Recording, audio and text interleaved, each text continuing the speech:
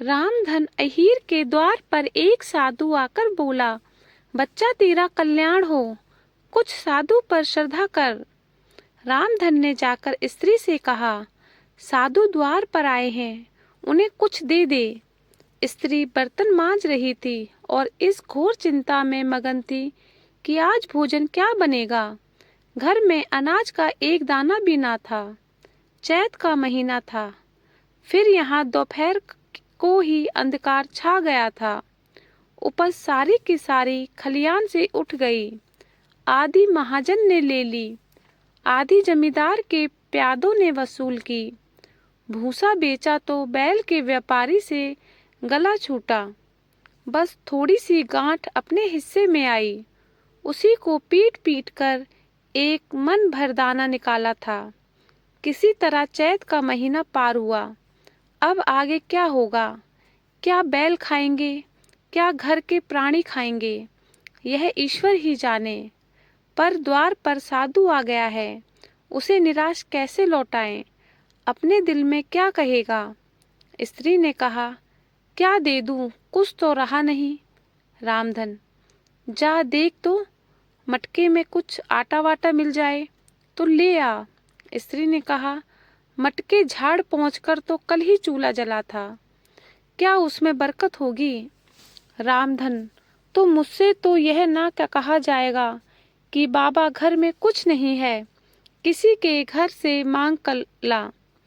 स्त्री जिससे लिया है उसे देने की नौबत नहीं आई, अब और किस मुंह से मांगूं? रामधन, देवताओं के लिए कुछ अंगोवा निकाला है ना, वही ला दे आऊं। स्त्री, देवताओं की पूजा कहाँ से होगी?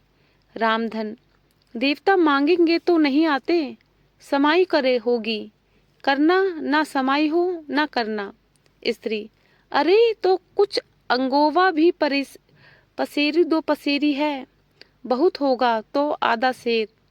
इसके बाद क्या फिर कोई ना आएगा, उसे तो जवाब देना ही पड़ेगा। रामधन, यह बला तो टलेगी, फिर देखी जाएगी। स्त्री झुंझला कर उठी और एक छोटी सी हांडी उठा लाई, जिसमें मुश्किल से आधा सेर आटा था। वह गेहूं का आटा बड़े यत्न से देवताओं के लिए रखा हुआ था।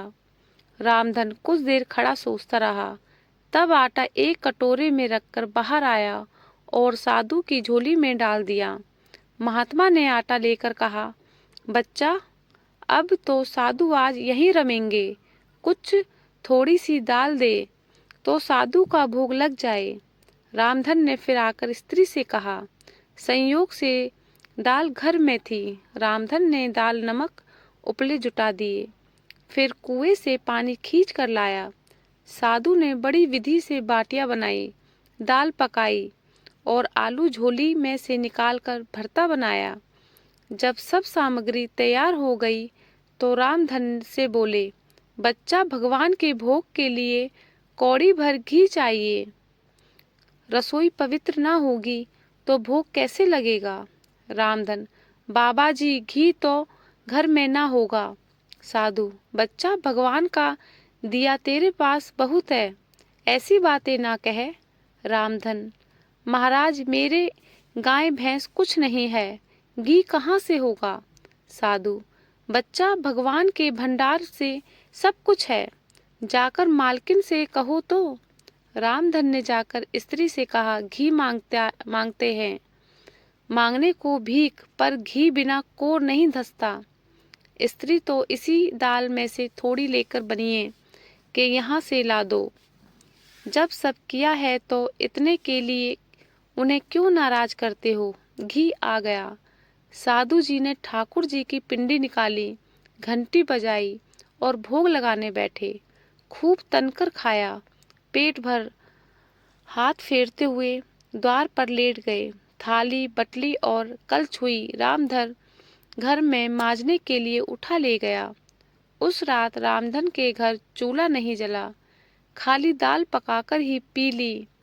रामधन लेटा तो सोच रहा था, मुझसे तो यही अच्छे हैं।